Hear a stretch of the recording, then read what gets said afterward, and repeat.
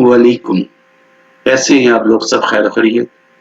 آج میں آپ کو جو بات ہے وہ ایک سٹوری کی صورت میں بتاؤں گا کہ اس سٹوری کا ایک بات میں ایک نتیجہ اکس ہوتا ہے. تو میرا خیال ہے جب آپ بات سن رہے ہوں گے تو میں آپ سے پوچھوں گا کہ وہ نتیجہ آپ کے ذہن میں کیا ہے. ہوتا ہے ایسا ہے کہ ایک بادشاہ نے کسی بات پہ خوش ہو کر ایک شخص کو یہ اختیار دے دیا کہ سورج غروب ہونے تک جتنی زمین کا دائرہ مکمل کر لے گا وہ زمین اس کو الاٹ کر دی جائے گی، اور اگر وہ دائرہ مکمل نہ کر سکا اور سورج غروب ہو گیا تو اسے کچھ نہیں ملے گا. یہ سن کر وہ شخص چل پڑا. چلتے چلتے ظہر ہو گئی تو اسے خیال آیا کہ اب واپسی کا چکر شروع کر دینا چاہیے.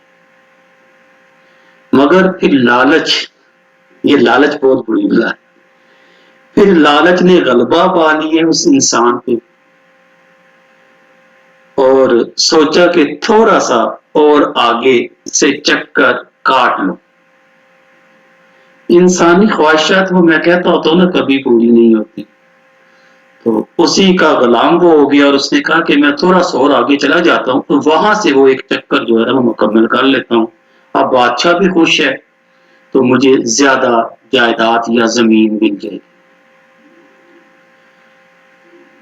تو یعنی دوسرے الفاظوں میں اس کے دل میں لالچ آ گیا.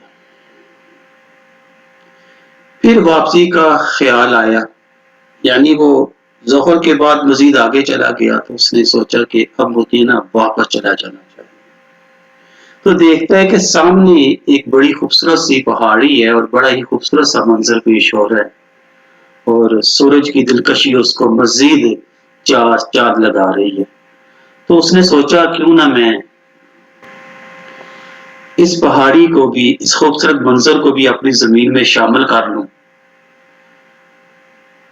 تاکہ میں ایک خوبصورت جاگیر کا اور بہت بڑی جاگیر کا مالک بن جاؤں. الغرض واپسی کافی دیر سے شروع کی. اب واپسی بھی یوں لگتا تھا، جب اس نے واپسی شروع کی تو اسے یوں لگ رہا تھا کہ سورج اس کے ساتھ ساتھ مسابقت شروع کر دی. وہ جتنا تیز چلتا سورج بھی اتنی جلدی ڈھلتا ہوا اسے محسوس ہوا. عصر کے بعد تو سورج ڈھلنے کی رفتار میں کئی گنا اسے محسوس ہوا کہ اضافہ ہو گیا. تو اس نے سوچا کہ اب کیا کروں. اس شخص نے دوڑنا شروع کر دیا کیونکہ اسے محسوس ہو رہا تھا کہ سب کچھ میرے ہاتھ سے نکل جائے گا. جو میں نے صبح سے اتنا لمبا چکر کاٹا ہے نا وہ ضائع ہو جائے گا. اس نے دوڑنا شروع کر دیا اور تیز دوڑنا شروع کر دیا. اور وہ اب اپنی لالچ کو بھی کوس رہا تھا کہ میں نے کیوں لالچ کی، میں ظہر کے بعد ہی واپس چلا جاتا اور اتنا ہی میرے لیے کافی تھا. مگر وہ وقت گزر چکا تھا اور بہت دیر ہو چکی تھی. دوڑتے دوڑتے اس کے سینے میں نا درد شروع ہونا شروع ہو گیا. مگر وہ تھا کہ بس دوڑتا ہی چلا جا رہا. آخر سورج غروب ہوا تو وہ شخص اس طرح گرا کہ اس کا سر اس کے سٹارٹنگ پوائنٹ پر تھا. جہاں سے اس نے شروع کیا نا وہاں پہ وہ آ کے ایسے گر گیا. دوسرے الفاظوں میں کہ وہ دائرہ مکمل نہ کر سکا اور بہت پاس آ کے نا وہ زمین پہ گر گیا.